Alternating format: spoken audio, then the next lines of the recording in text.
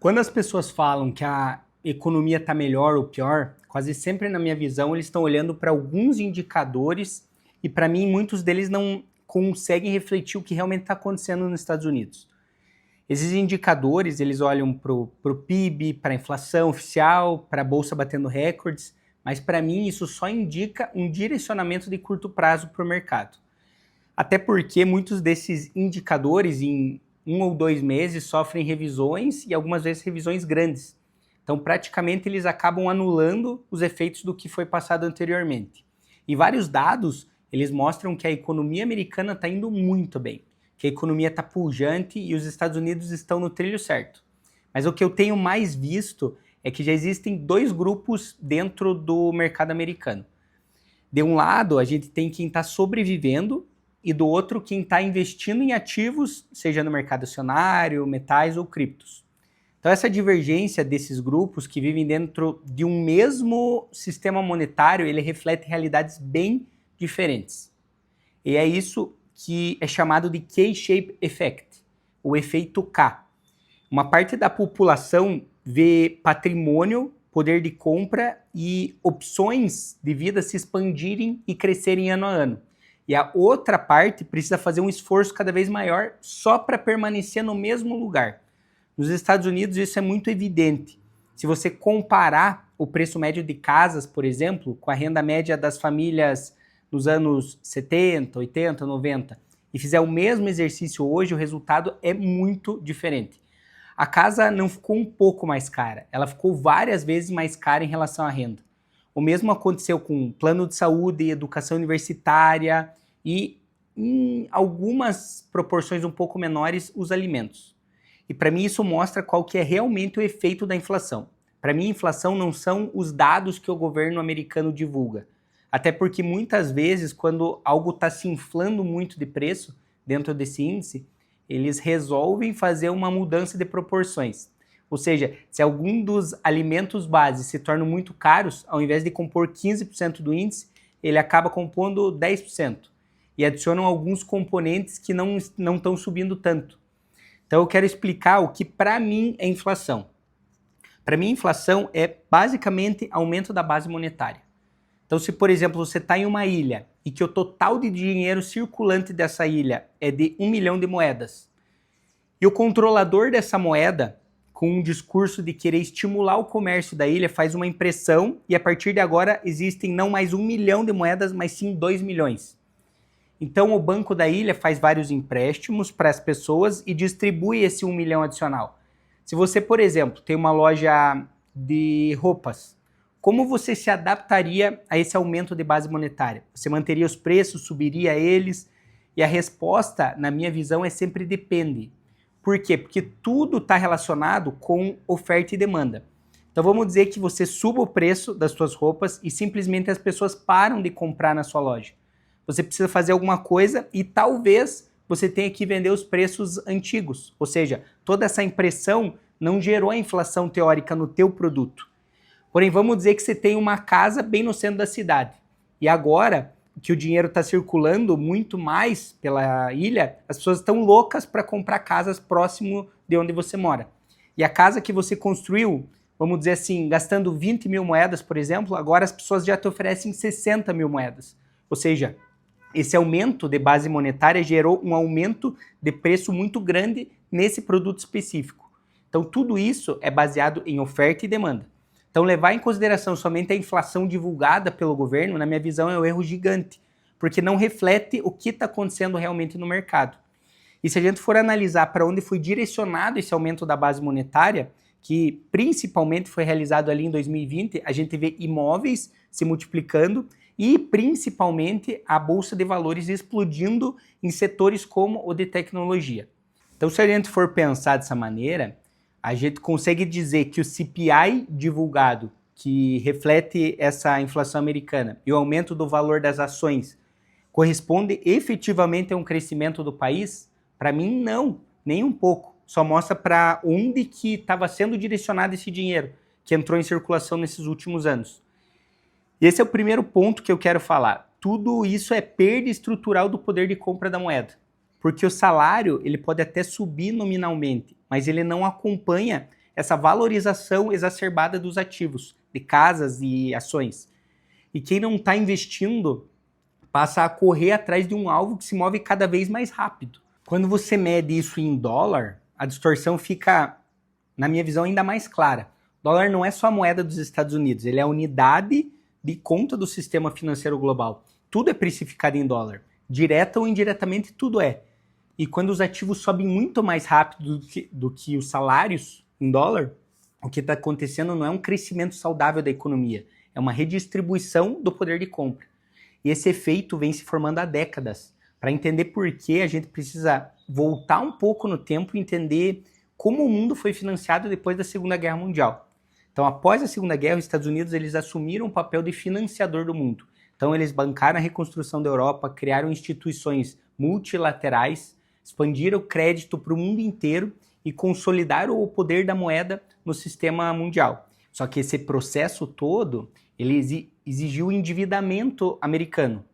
Mas por muitos anos, esse endividamento ele cresceu junto com a produção, não só dos Estados Unidos, mas mundial. E essa industrialização e produtividade. O problema realmente grande começou quando a crise financeira de 2008 bateu na nossa porta. Nesse momento, o governo tinha duas alternativas. Ele podia deixar que o mercado se ajustasse, ou seja, quem se alavancou em excesso deveria quebrar e não ser salvo. Ou ele poderia salvar esses bancos para não deixar o sistema financeiro afundar de vez e em talvez uma década de deflação. Pensando de um ponto de vista econômico, o Fed tomou a pior decisão do mundo. Ele basicamente salvou os bancos para que eles não tivessem essa recessão dentro dos Estados Unidos. De um ponto de vista mais humanitário, muitas pessoas conseguiram salvar suas economias com essa situação. Porque se alguns bancos grandes quebrassem, basicamente quem tivesse dinheiro lá não conseguia ter acesso ao seu dinheiro. Então, para evitar um colapso completo, os bancos centrais fizeram algo sem precedentes. Eles criaram dinheiro em escala massiva. E é por isso que imóveis, ações, ETFs, ouro, Bitcoin e outros ativos se valorizaram tanto desde 2008. E principalmente desde 2020. Porque a criação de dinheiro em 2008 foi pouca perto do que aconteceu em 2020. E esse dinheiro novo não foi distribuído de maneira uniforme. Ele foi canalizado principalmente para o sistema financeiro. Então, esse é o coração do K-Shape Effect. Quem está exposto a ativos surfa a expansão monetária, tem seus ativos se valorizando e assim aumenta o seu poder de compra com o passar dos anos. Quem depende apenas de renda de trabalho e não consegue investir, precisa pedalar só para sobreviver. E toda essa engrenagem ela funciona porque tem um motor sustentando tudo isso, que é a dívida do governo americano. A economia global hoje ela depende dessa expansão contínua da dívida para se manter funcional. A dívida soberana, a dívida corporativa, a dívida privada, enfim, sem dívida nova não tem liquidez suficiente para sustentar os mercados, que estão muito grandes e muito alavancados. E o problema é que dívida não cresce sem criar algum tipo de fragilidade. Quanto maior a dívida, maior a necessidade de refinanciamento e quanto mais refinanciamento você precisa fazer, você depende mais dos juros estarem muito baixos, e principalmente os de longo prazo. E quando os juros sobem, o sistema começa a mostrar essas rachaduras e essas problemáticas que ele tem. E até aqui, o que eu falei, eu nem falei dos derivativos, que eles entram como amplificadores desse problema sistêmico. Em 2008, o mercado de derivativos já era grande, era em torno de 60 trilhões de dólares. Mas hoje, mesmo a gente usando estimativas mais conservadoras, a gente está falando entre 600 e 800 trilhões. Algumas estimativas falam em algo próximo a um quatrilhão. Então, os derivativos, a gente precisa entender que eles não são dinheiro real. Eles não criam riqueza, eles são redistribuidores de risco. Então, quando tudo funciona, eles ficam invisíveis dentro do sistema. Mas quando uma coisa quebra, eles aceleram muito a velocidade e a volatilidade do sistema. E é por isso que muitos bancos centrais, que atuam demais no mercado, eles têm um efeito grande de transferência de riqueza. Então, quando o sistema ameaça entrar em colapso, ameaça entrar em recessão, eles intervêm. Só que isso tem criado um certo nível de segurança para muitos investidores. Eu ouço muitas narrativas que, falam, se tiver um colapso, o Fed vai simplesmente imprimir dinheiro e daí os mercados voltam a subir, não tem por que se preocupar.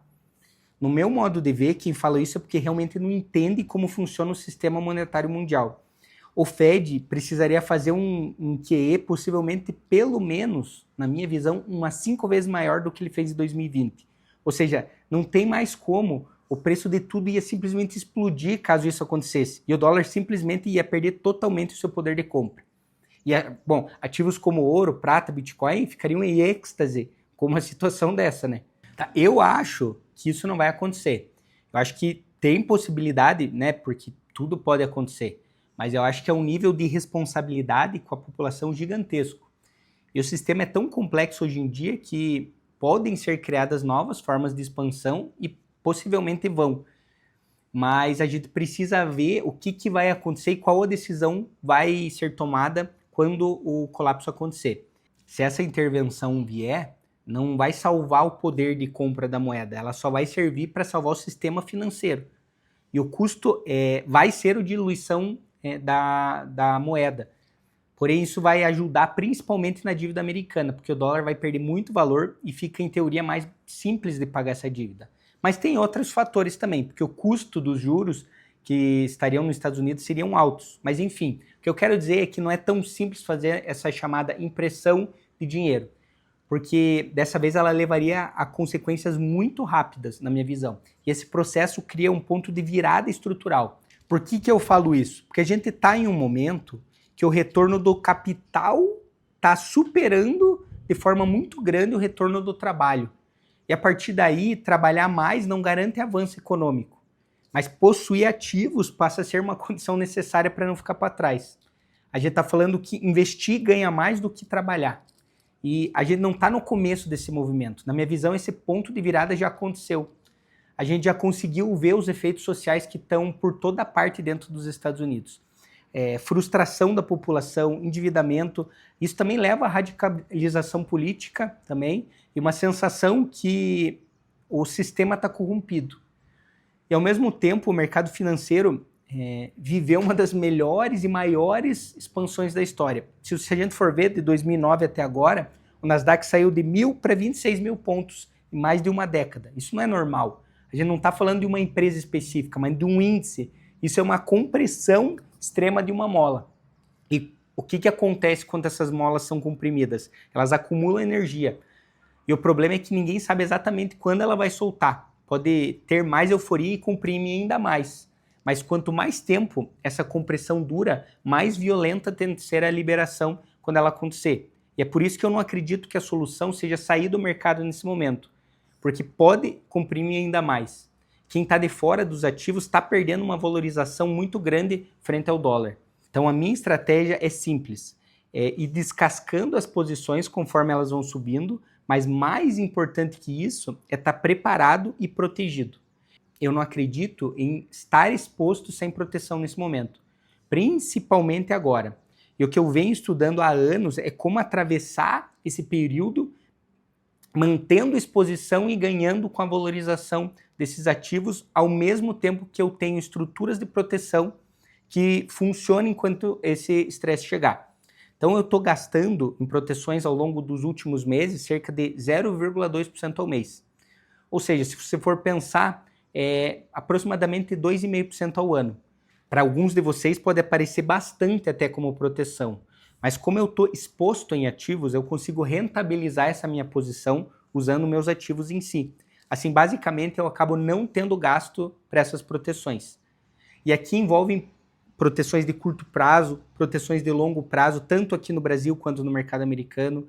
As proteções também podem ser feitas contra quedas de índice, contra estresse de crédito, contra problemas nos juros americanos.